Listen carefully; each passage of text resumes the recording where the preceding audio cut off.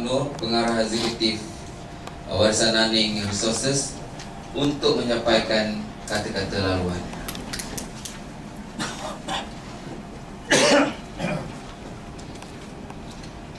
Assalamualaikum warahmatullahi wabarakatuh. Dan salam sejahtera kepada para hadirin yang berbahagia, Datuk Seri, Datuk-Datuk, Datin-Datin dan serta tuan-tuan juga puan-puan sekalian.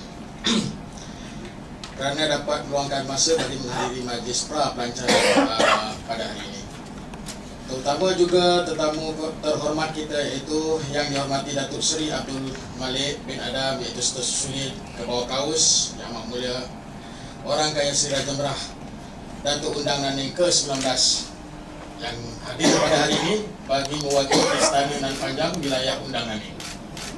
Juga kepada Yang Mulia Datuk Seri Panglima Puah Chung Lee, iaitu Pengarah Urusan Warisan Naning Resources, kerana dapat hadir bersama-sama meluangkan masa dalam majlis pra-pelancaran kita dan Ida Datuk Hussein. Dan juga tidak ketinggalan yang dihormati Datuk Laksmana Abdul Halim Tuah bin Rahmat, yang juga selaku Presiden Majlis Datuk-Datuk Wilayah Naning, kerana sudi hadir meluangkan masa bersama-sama pada hari ini. Tidak lupa juga kepada individu yang sentiasa menyokong kuat di belakang Warisan Naning Resources di atas segala usaha dan perancangan yang kami lakukan.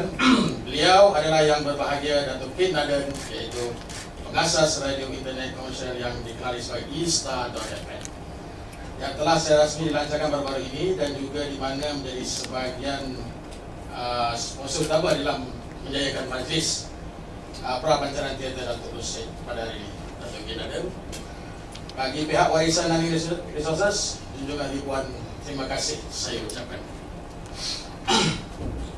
Dan hari ini kita ada juga artis otai tanah air kita, itu apa itu, dari kumpulan Blues Gang, turut hadir bersama menyokong pra-pelancaran ini.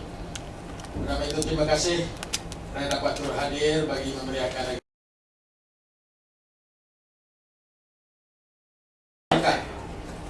yang ditubuhkan khas bagi menggerakkan aktiviti-aktiviti sehat, juga membina pengetahuan, khususnya perkara yang berkaitan apakah itu wilayah Undang Naning, apakah adat istiadat wilayah Undang Naning, dan siapakah pemerintah kepada pengamal adat atau lebih dikenali rakyat di bawah pemerintahan Undang Wilayah Naning. Ia juga tidak bertujuan menyentuh atau mana-mana badan yang berkenaan atau mana-mana pihak yang berkaitan dengan aliran negeri yang ada sekarang.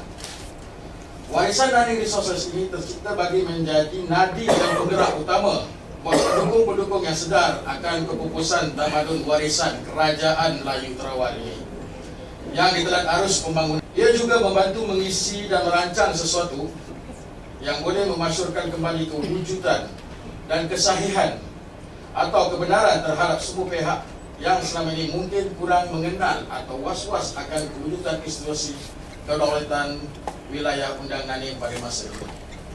Maka dengan itu tercetuslah sebuah idea yang untuk mementaskan sebuah karya teater sebagai platform pertama untuk memperkenalkan sejarah juga seorang pahlawan ulung tanah Melayu dan wilayah Naning di antara tahun 1801 hingga 1849, yang akan dipentaskan pada bulan Mei 2014, di mana saudara Raja Aziz kita menjadi pengarah utama dalam pementasan teater.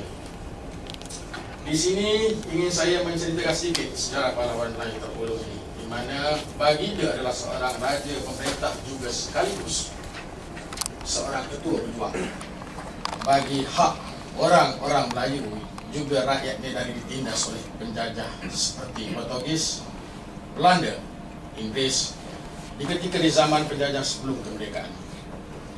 Beliau digelar ketika itu Duli Yang Maha Mulia Sultan Sri Maharaja Diraja Datuk Abdul Said bin Datuk Omar Ibni Sultan Abdul Jalil Muhalil Shah La ilaha illallah Muhammad Rasulullah, di mana sejarah tidak pernah menyatakan secara umum ini adalah gelaran darjat kemuliaan tertinggi yang digunakan oleh pemerintah atau Raja Wilayah Naning yang pertama hingga ke-9, atau kini lebih dikenali sebagai Kebawah Kaus Yang Amat Mulia Orang Kaya Sri Raja Merah Datuk Abdul Said bin Datuk Omar Undang Naning ke-19, iaitu atau Datuk Dul Said nama ringkas yang dan panggilan yang telah diberi oleh penjajah kita dan nama yang dinyatakan dalam buku sejarah kita.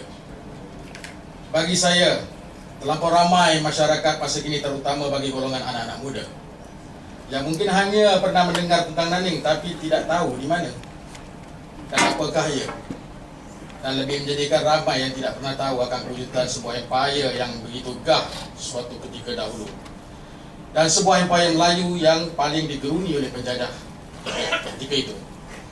Apa yang menarik sekali, peperangan di antara penjajah dengan pahlawan-pahlawan ulung bagi setiap negeri-negeri tanah Melayu ketika itu.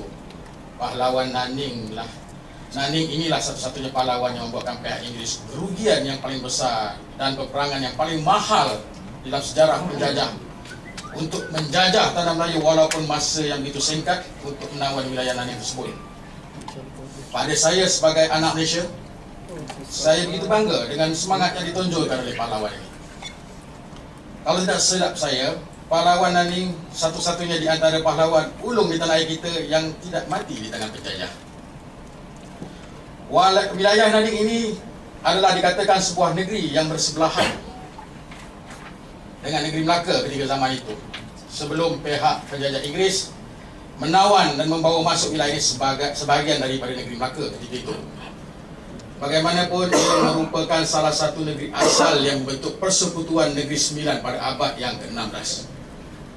Dan wilayah Nanning mula diterokai oleh orang Minangkabau yang datang berhijrah ke Kepulauan Melayu dari Sumatera pada abad ke-13.